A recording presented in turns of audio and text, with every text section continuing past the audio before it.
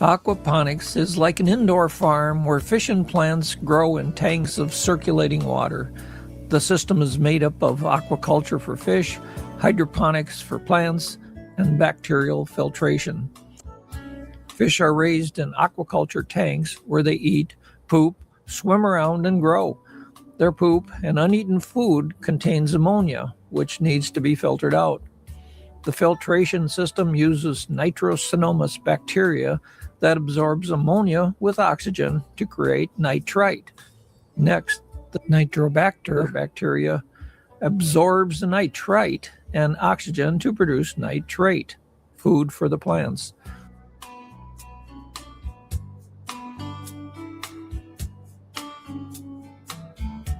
The nitrate then flows into the plant trays to feed the plants. What's up, y'all? I'm back again. Domi from Adam. With another one of these reaction videos for y'all. Hell yeah. If you know what the outcome can be, why would you keep trying? I don't know, man. It just keeps calling me, man. It just keeps calling me. Might as well just let the world see how dumb I get.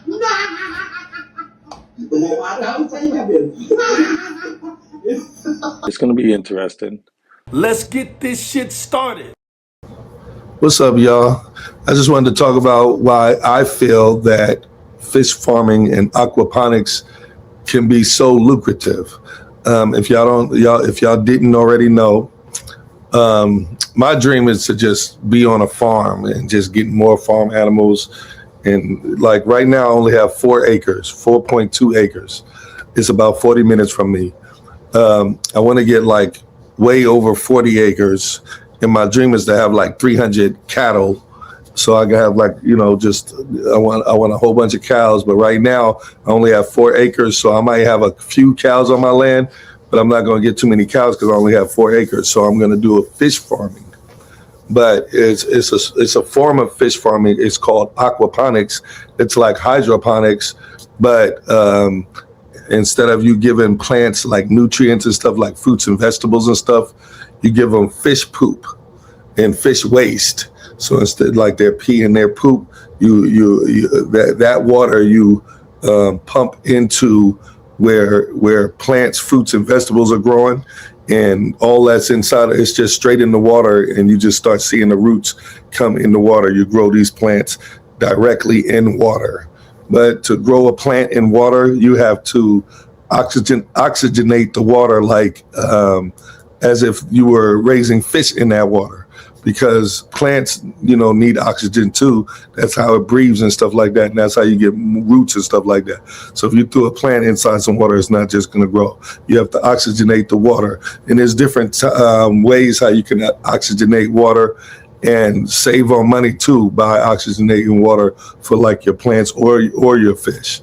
But I'll get into that later or whatever. But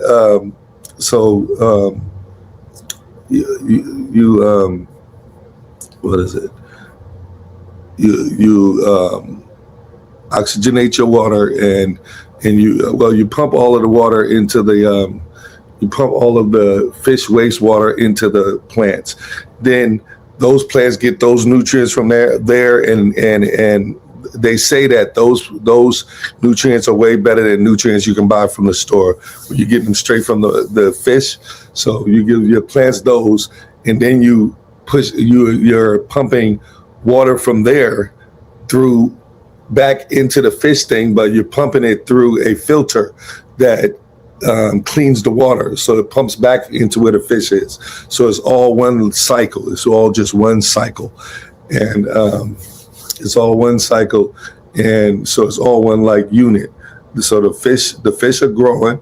You're feeding the fish, but the fish are pooping, and they're feeding the plants. But then you're filtering it back over to the fish clean, and it's just a whole cycle. That's called aquaponics. It's like hydroponics, but the only thing is you're using fish poop instead of nutrients. So, and it's very interesting to me. But first, for me to kind of educate you on what I want to do and what my vision is for my land. I got to show you like regular aquaculture, which is just fish farming. Aquaculture is all about the fish in the water and stuff like that. So let's get into it right now. All right, let's watch one of the shows that just talk about like the fish and how you could do certain things. And see, now they're talking commercial, and my shit is going to be big like commercial, but I'm doing it different. So I'm not going to do it exactly how they are. And there's a lot of corners you can cut, but still stay safe with everything that you're doing and stuff like that. So I'll talk about that later on, or probably even in another video, but let's get into it. All right. Let's get into it.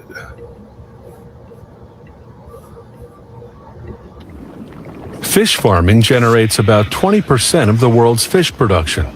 Some fish farms are very high-tech, while others use more traditional methods.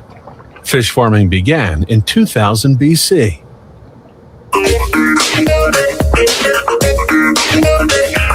If these rainbow trout are going to have the energy to make baby trout, they'll have to be well fed. On today's menu, brown shrimp.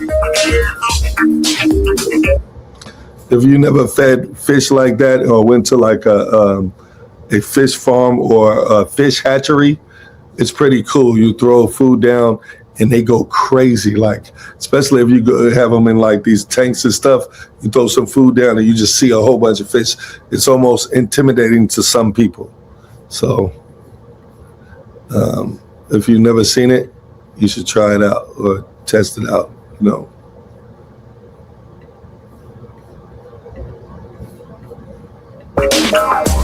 The fish farmer gives the mating process a hand.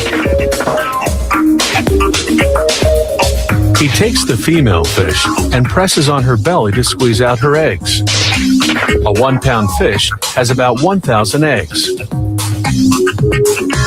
It takes about a minute to get them out.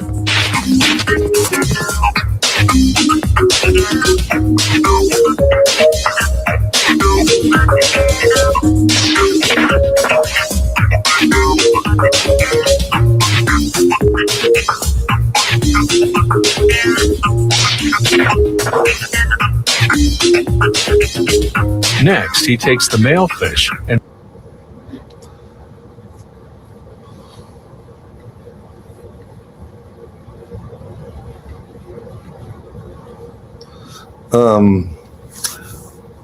I know it seems kind of weird to do, but you could put like fish to sleep and stuff like that.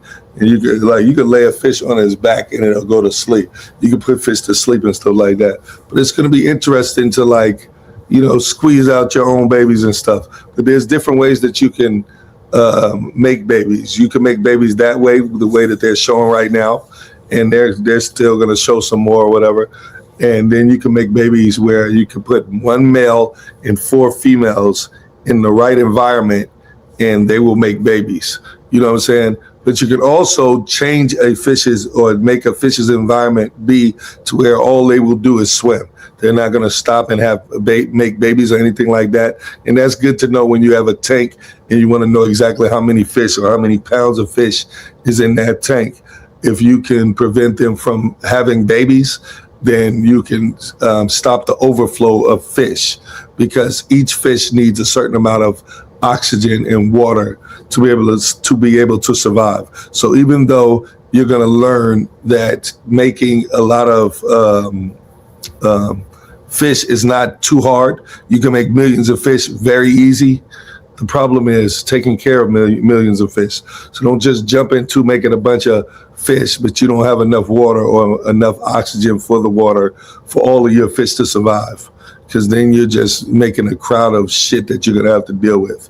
So let's get back into it, though.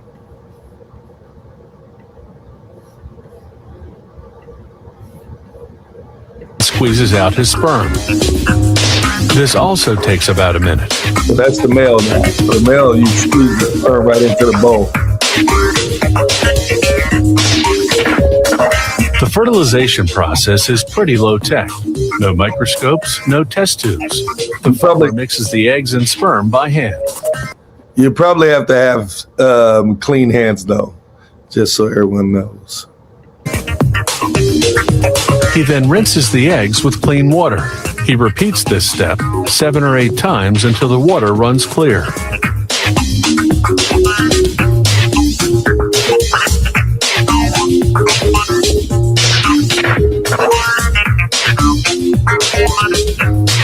The eggs that stay at the surface are duds, so they're discarded.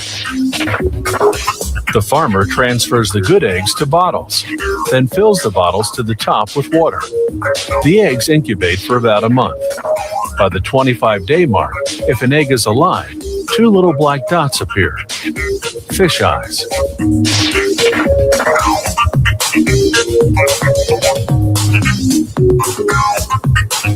After the incubation period, the farmer empties the bottles and spreads the eggs on a surface with slats.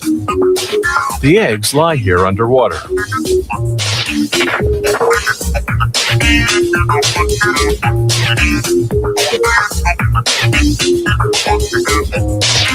Until they hatch 10 to 15 days later. The newly hatched trout swim down through the slats into the basin below.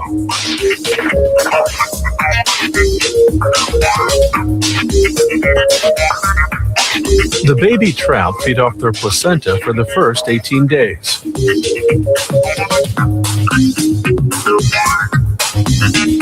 After that, they eat special trout food made of fish meal.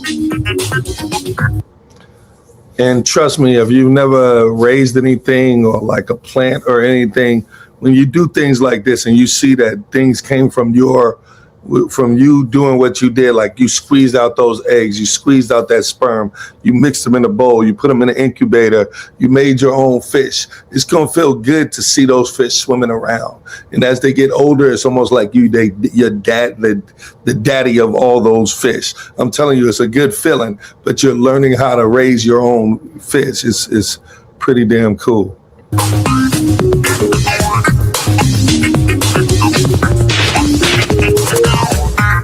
The trout grow to about 8 inches long by the age of 8 months. At that point, the smaller trout swimming around them start looking pretty appetizing. So the farmer has to classify the fish by size and move them into separate basins.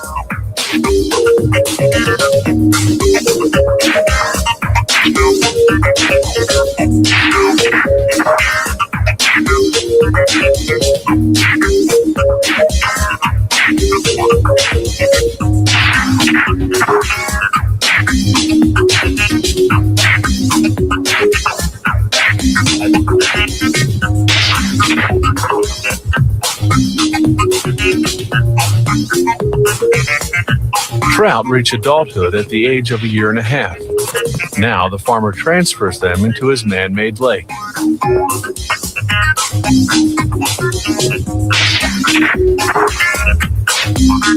From here, the fish will go to market.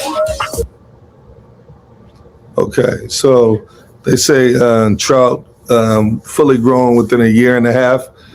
Well, if you are raising tilapia from egg to fully grown, only 6 months. So that's why a lot of people raise tilapia. Tilapia is a fish that most people farm because it's the easiest fish to farm. You get almost a full lifespan within half the time of a regular fish. A regular fish is 1.5 years. You get this shit in like 6 months, like half of a year, less than that. You know what I'm saying? So about a half a year, you got a fully grown 2-pound tilapia. And that's why a lot of people fish tilapia. Some people think that tilapia is a Frankenstein fish, meaning that it was made in a lab. Tilapia was not made in a lab. It's just most people raise the fish because it is so easy to raise. You know what I'm saying? You do got to keep it a certain temperature, so you got to keep it warm and stuff. So catfish is a little easier when it comes to like catfish can survive in waters that tilapia cannot survive in. But catfish, those are the two that I'm starting off with, catfish and tilapia. Those are the two easiest fish to really raise within a farm. You gotta learn before and make your mistakes. So when you start getting more and more fish, you know how to raise these fish. So that's what I'm doing. So that's what I'm gonna start with, the tilapia and catfish. Catfish, if you didn't know, catfish breathe actual air also. They can come out of the water and breathe air. So fish usually can't do that, but catfish do. So, you know, and they can withstand harsher waters. Catfish get really big too. Now they grow a little slower than tilapia, but they're still worth raising. So those are the two I'm starting off with. I'm gonna start off with those two, but we're gonna get into the aquaponics side of things. I just wanted y'all to see the aquaculture side of things, where just straight up fish farming, because I'm still going to do regular fish farming just like they're talking on here, but I'm going to do mine's different. I'm not going to need as much, you know what I'm saying, of equipment and stuff like that. And but I'm gonna also do aquaponics. That way I can make my fruits and vegetables. And all fruits and vegetables, when you grow them like that, they are all organic now. So now whenever you're selling fruits or vegetables and stuff, you're selling organic fruits and vegetables. Now, one thing about my farm is I look at my farm as a whole. So anything that I make off my farm, you can make good, like we eventually going to be able to make good money. For instance, I'm always seeing people's pickup trucks. I'm in the South. So you see pickup trucks on the side of the road and they're selling watermelon, right? But just imagine growing your own watermelon. Why not filling that whole pickup truck with your own watermelon? You put that truck out on the road and you're selling all of the watermelon from that. And that's just one spot that you got some set up once you start making some money and stuff. Then you got another setup over here where it's you got the rest of your fruits and vegetables and stuff like that, but all organic. People like organic, especially older people. They like organic. They know that it's raised with the earthly things. Earthly things is organic. So, that's just, different ways that you can make money, you know what I'm saying? So you got fruits and vegetables over here, you got watermelon over here. It doesn't matter, like, let's say this watermelon over here in this pickup or something only made $90 for the day or less, let's say $60 for the day. But then these fruits and vegetables made $120 because they got multiple different things. You know what I'm saying? Let's say like that. But then you put that together, that's 60 and 120, that's $180 that you made off of two things. But if you make enough, you got a truck of watermelon over here, a truck of watermelon over here, you got a fruit stand over here, a fruit stand or a fruit and vegetable stand over here, fruit and vegetable over here. You start spreading it out, you know what I'm saying, and have multiple things where you got multiple places rocking and you could get some money. If you add all of those things up for the day of that farm, you're making some money. So if you do something like they be doing in those like communities and shit where people work together and stuff like that, you got all these people doing these things and then you put your money in that one pot and you made some money. If you made 180 off of two, so four of the things, you made close to $400 in one day. Doing that, and it's your food that you're raising. On top of that, whenever you're farming yourself and you're eating the food off of that you raise, you are saving from that. And on top of that, you know what's going into your body, because when you buy food from these restaurants or from these grocery stores, they put chemicals and shit on their food to have longer shelf life. So if you want to gamble with that, just go, be my guest. You know what I'm saying? Cancer is real. You think we created cancer? No, this shit that we be eating and stuff be fucking people up. So, be smart about what you do. You know what I'm saying? I'm just being real. You know what I'm saying? But these are my dreams when it comes to my farm. You know what I'm saying? So so that's how you distribute in the fruits and vegetables and stuff like that. But then you get to the fish. Now I want to do millions of fish, but I'm not going to start off with doing millions of fish. I might do like 10,000 fish to start off, and then I'm going to maintain that, and I'm going to learn all the learning and experience I need to find, and then I'll go to different things. I'm going to do about, just about, 10,000 fish. I'm going to take it slow. I'm going to learn how to do this shit. So, in the long run, I know what the fuck I'm doing, and I can build to do better. When you're talking about the fish, though, people are buying fish from Even those people that be catching fish when they be in the wild and they on the boat for a month and they catch a whole bunch of fish, a lot of times they sell it to another country and stuff like that. They got plenty of people that's going to buy pounds and pounds and pounds of fish. You don't have to stay just in the U.S. So when you're marketing your fish, most of your marketing for your fish is going to be online. It's going to be in different countries. You're going to be talking to different people, but you're getting pounds and pounds of fish, probably weekly or monthly, that you're getting to a company to get rid of these fish. And when you're raising them, I'm telling you, you're saving money. You're saving money from that. You're making money from sending them to places like that. That's just the fish. You ain't even talking about the fruits and vegetables and the watermelon over here, the watermelon over there. Eventually, all of those places are going to be doing good per day. So that farm is going to be making so much money, just that one piece of land. They say that, it's real. They're not making any more land. So land is what you want to own. I only own 4 acres, but I'm telling you, I'm trying to own 400,000 acres. You know what I'm saying? But farming, man, farming is where it's at, man. You learn how to, man, when I get into this farming shit, I'm going to end up starting, especially when I get cows and everything like that. I'm gonna have to go to school to learn how to be a butcher or something. I want to learn how to slaughter this food properly. And the way I was raised, I would bless the food and slaughter it in a way where it's respecting the animal and stuff like that. So all of my food is just blessed. You know what I'm saying? And fucking delicious because it's well taken care of and these animals wasn't treated bad just for us to eat. They was actually respected and treated good, even though they had a purpose. So, that's the goal on, raising your own food, learning how to live off of your land. Cause you never know, man. There might be some type of fucking war or some shit that's going on in the world where all fucking electricity and everything's done and we don't have no more gasoline and nothing like that. We got to get back into our roots, man. We got to get in our roots. So, man, learn how to live off your land. If you got a backyard, fucking make a garden.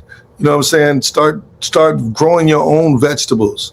Let's start learning how to eat off of our own shit. Do you know I cannot wait until I got chickens and stuff on my land, and I cannot wait to never have to buy another egg from anyone.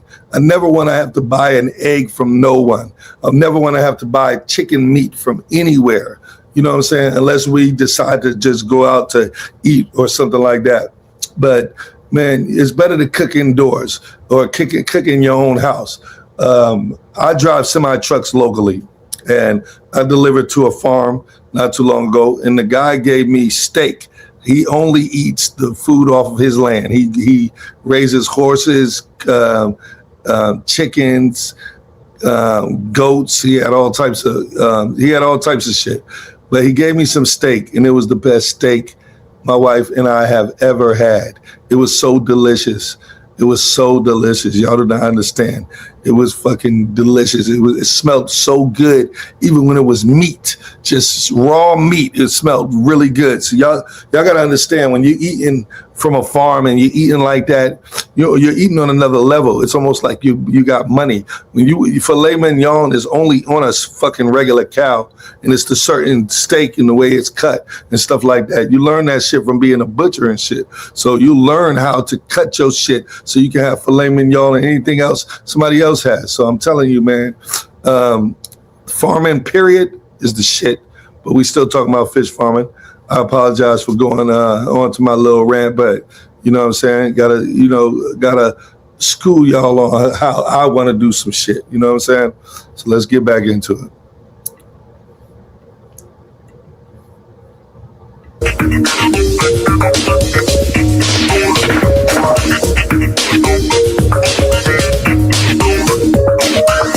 But before they leave, the farmer mates them, starting the cycle all over again.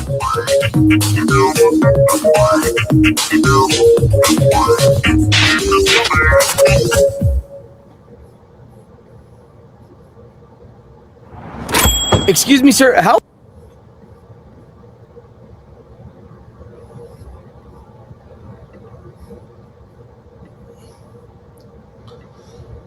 So let me see.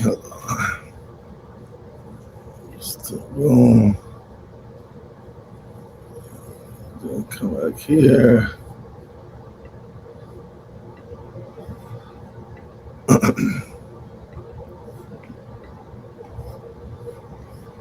Okay, so now we're gonna go to this other page. You know what I'm saying?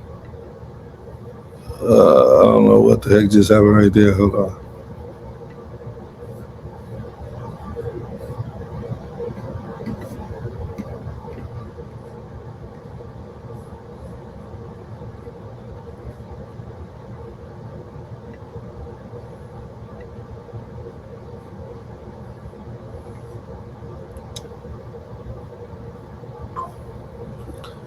I don't know what the heck just happened here.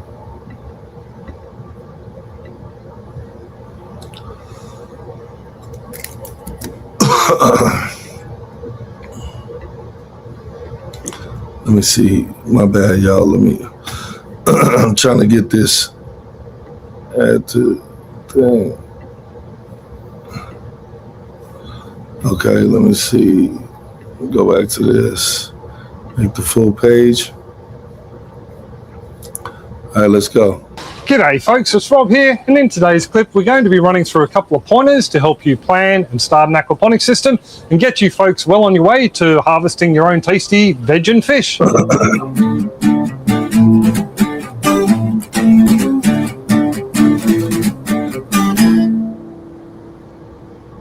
Now just quickly, for you folks who are new to aquaponics and don't quite know how it all works, I do have a clip called What is Aquaponics? You can click on it up there, and it'll also be listed in the playlist that I have in the description, and in a little thumbnail button you can click on at the end of the clip. But just as a real quick explanation, what we're trying to do is clean up the waste generated by the fish.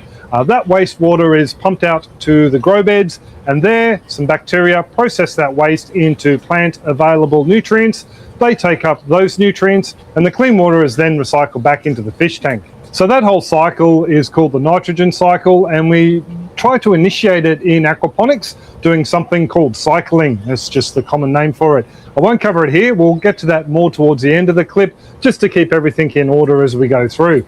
Now, to begin with, we've got to start to think about where we want to locate our system and how much space we can dedicate to it. So when it comes to trying to work out where to locate your system, obviously you've got to consider a few points. Firstly, the amount of space you have available to set it up. And secondly, you need to work out which way the sun travels through different seasons through the year. Where we are here in the southern hemisphere, our winter sun travels through the northern sky. So those plants are on like these clay pellets, and so you put the plant in those almost like you're putting it in dirt, but then the end of the plant is sitting right into the water, and as the plant grows it'll just keep going into the water, and you'll just see roots. So if you looked at the plant itself, you'll just see the roots and stuff. I have this set up, so north is over there, so we're going to get a good amount of morning sun. I just wanted y'all to glance on this just so y'all can see small aquaponic systems that people have like in their own homes or backyards and stuff like that. A lot of people have those with small amounts, but I'm going to do it big when I get my land. But I actually built an aquaponic system in my backyard when my brother was out here. Me and my brother built it, and it's cool. It's about the size of those right there, and I built it in my backyard. But when I talk about my fish farming, I'm doing it big, so I'm doing it at the land. But this is small enough for people to do in their backyards, have fruits and vegetables and fish, to where you never have to buy fish or fruits and vegetables anymore. So, and actually all the way pretty much all towards sunset, we're going to be getting sun on this system. Come summer, because we're in the subtropics, we will also get about 4 to 5 hours of morning sun on here, and then in the afternoon, it will be shaded to an extent, but I'm not too concerned about that because we mainly grow a lot of leafy greens. And just quickly, obviously you folks in the northern hemisphere, in America, Europe and the UK, you'll be trying to position your system in a southerly facing position because that's where the sun travels through your winter sky. So we also need electricity, so that's something to keep in mind. We need to stay somewhere close enough to a stable electrical source. I've got a lead plugged into a power board in my box there, and I'm running an external power lead underneath the floor of the deck, and it comes down to under this grow bed here where the those containers and those white containers that's in his backyard, those are called IBC totes. You can cut the top of those off, like about this much. You could put like 250 gallons or something like that, of water. But you can grow those in your backyard. That's how I was gonna grow, in those IBC totes. That's not good. Like if you put 2 of those in your backyard, you can have enough tilapia and catfish to never have to buy tilapia or catfish ever again. If you just put those, you know what I'm saying, just in your backyard, just to do it as a hobby. The 2 plugs are joined within a waterproof container. Definitely a good idea, because you don't want any dew or anything to get in between the connection there and cause a short circuit. So your proximity to utilities is definitely something you need to consider. Not only the power, but also the water for topping up your sump tank as well. And another location issue you may have is if you're in a high rainfall area. If you're having a lot of rainfall coming into the system all the time, what can happen is the sump tank can overflow and you can dilute your nutrients down. So one thing to consider if you can't keep it under cover is to make sure that your sump tank, this is basically where the pump is housed, make sure that the sump tank is large enough to be able to hold the amount of water that will be generated through, your typical wet season. You will find, though, that once the beds are planted out, those plants will transpire a lot of the water, and you will need to do weekly top-ups. Now, as for the size of the system you can set up, you're actually limited by the amount of biofiltration you have. Now, there's a general rule of thumb that says you can have 1 fish you want to grow out to 1 pound or 500 grams per 25 litres of biofiltration you have in your grow beds, which is this clay media, or it could be rocks or lava rocks or something along those lines. Clay pellets. So what we need to do is work out how much area we can dedicate to a grow bed, and then how much in volume those grow beds will be. I just finished developing the first stock trading tool of its kind, designed to help you dial up or dial down. So that means in a beginner system, this grow bed will be able to process the waste from 10 mature fish that we want to stock the system with. So that's something to consider to begin with. And then from there, you want to make sure that your fish tank is at least large enough to give every fish you have in there 25 litres of water. So this system here has a 1,000 litre fish tank. So we could roughly fit around about 40 fish into this tank here. Now you'll see a lot of DIY aquaponics systems made out of IBCs, and there's a classic design that has 3 grow beds, 1 sump tank and a fish tank. And in a system like that, depending on how deep you cut the beds, you'll probably be in the vicinity of having enough bed volume to process the waste from 35 fish. So that's just to give you a bit of an idea on how many fish you can grow out in your small little backyard system. Now, obviously, we need a pump in the system. It's basically the heart. It's moving all the water around the system. Now, in a small little 3-bed IBC jobby, if you're going to knock up one of them, you pretty much are looking at a pump that's going to move around about 3,500 litres an hour minimum. I'd prefer to go up to around about 4,500 to 5,000 litres. The reason being is you... Okay, so I want to try to find this other aquaponics thing that I want y'all to see. It's this little video. I don't want to keep y'all looking at too much of that. I just wanted to give y'all a clue on. Aquaponics is like an indoor farm where fish and plants grow in tanks of circulating water. The system is made up of aquaculture for fish, hydroponics for plants, and bacterial filtration. Fish are raised in aquaculture tanks where they eat, poop, swim around, and grow. Their poop and uneaten food contains ammonia, which needs to be filtered out. The filtration system uses nitrosomonas bacteria that absorbs ammonia with oxygen to create nitrite.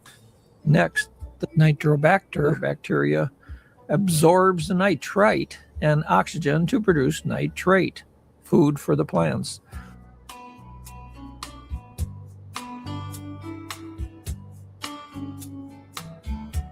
The nitrate then flows into the plant trays to feed the plants, where plants absorb the nitrates and grow. The clean water is then recirculated back to the fish, where the process continues 24 hours per day. And that is an aquaponics system. Yes, that is an aquaponics system. And now we know what an aquaponics system is. I appreciate y'all coming and checking out why I think aquaponics and fish farming is lucrative. Because let me just put you on too with how much these fish actually make too. So tilapia, like I said, grow from an egg to fully grown in 6 months. But in 3 months after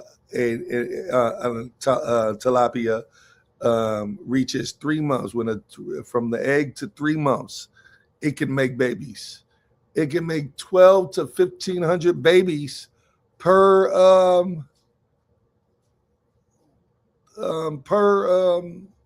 cycle or whatever. So every time they have babies, one fish can make 12 to 1,500 babies. So it ain't nothing to make 1,000,000 fish, right? Because you could take one fish, you can make 1,500 babies, then you can make 1,500 babies from all 1,500 of those fish.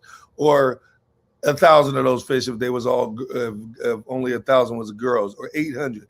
But it'll just keep going and keep going. So the plan is not to make so many fish. You have to be able to oxygenate the water. So to oxygenate the water, there's different ways to do it. They have pumps that you can pump air into the tanks, and you have to do your homework on how much oxygen you're putting in that tank. You don't want to put too much oxygen in water, because then it's going to be too much for the fish and they'll die. So you have to really be careful on how much oxygen you give a fish. But there's different ways to give a fish some oxygen for cheap. And I'll brush up on it a little bit or whatever. So you hook these little hoses. They're plastic, hard plastic, and you put them into different tanks, but you hook them on one pump, and then you pump that into different waters. You could save on money like that. Instead of using one pump for one system, you can use one pump for multiple systems. Just get a big enough pump to do it. But then you can also, if you didn't know this, whenever if you're pouring water, right? If you're pouring water into a pool or a place where fish is, where fish are, if you were pouring the water, as the water leaves from your cup, it hits the air. Before it hits the water, it becomes oxygen, because it's hitting the air first. So if you didn't know that, if you was to just drip, like let's say you had a bottle of water and you went like this and you slowly dripped it into a fish pond or something like that, you're giving those fish oxygen right there. Because whenever water hits air and then hits back into the water, now if you just poured it in there and it didn't hit air, it would not give it oxygen. It has to hit the air, and then the air comes off of believe it or not, that's how you can. So if you were to pump water through those little PVC pipe, but use a screwdriver or a drill and drill in holes at the bottom, and you had a PVC pipe and you had it over your water, over your tank, you can push water through that whole thing, and it'll drip through those holes that you drilled with the drill to make holes. It'll drip through there, and as the water hits the air, it'll become oxygen. So when it hits the water, so if you have like a bunch of sprinkling water hitting the water, you're giving that water oxygen. Just so you know, man, it's food for thought. Food for the thought. I can't just talk about everything when it comes to fish farming and stuff like that, and all the dreams and things that I want to get accomplished on my land. But I just wanted to give y'all, a little bit of what I envision when I start doing the fish farming.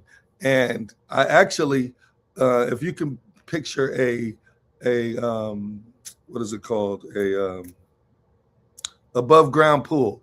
You know what above ground pool looks like? If you could picture one of those, that's kind of how my tanks are going to be. I'm going to be putting most of them in tanks. I might have one pond on the land, but other than that, they're going to be in these above ground. They look like that. It's not it, but they look like above ground pools. And I'm going to have fish in them, but different kinds. I'm going to have tilapia over here. I'm going to have catfish. I'm going to have different kinds of catfish. You know what I'm saying?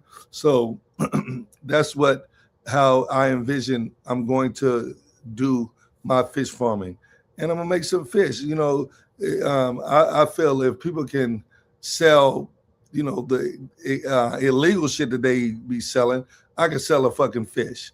It doesn't matter how much the fish is because the fish are to sell. Because if I make enough of them, I can make some money from that shit. But then on top of that, I'm gonna have eggs on the land. You know what I'm saying? Chickens. I might start off with like 50 chicken. You know what I'm saying? A rooster. I'll probably put like 10 chicken and a rooster all separate, because whenever you put a rooster in there, most of the babies or the baby's going to be chickens. So, but you can get to the point where you got all 10 of those chickens laying an egg, and every day that they lay an egg, it's another chicken that we can that they can sit on and hatch, or you can put that also into an incubator. Chickens, I don't know if y'all know that, but chickens grow pretty damn fast too. Within like 3 or 4 months, they like fully grown. You know what I'm saying? So you gotta, when you start learning how to raise for your own, but you gotta do it at a cycle. You know what I'm saying? You don't want to raise too much food, because then you got to take care of that food. You want to raise food as you're eating it. So if you can get a strategy on how much you are raising as you were eating, you'll never have to go to the grocery store and stuff again, unless it's to like buy like seasoning and stuff like that, or milk, because I'm not raising my own milk. I don't feel like milking a damn cow. I just don't feel like getting milking. I don't want those type of cows. I want meat cows. You know what I'm saying? I want cows that we gonna use for eating and stuff. I want that filet mignon. I want to eat like a rich person. You know what I'm saying? But that's why I think that fish farming is lucrative, and y'all should look into it, man. If you have any questions, man, hit me down below and we can talk about that shit, man. Until next time, I'll let y'all see what my next venture, or the next part of this venture, because I'm clearing my land and stuff very soon. So we're going to get into this shit, and y'all going to see this shit hands on, baby. Thanks for hanging out. Subscribe, and give your boy a like, man. Give your boy a like, man.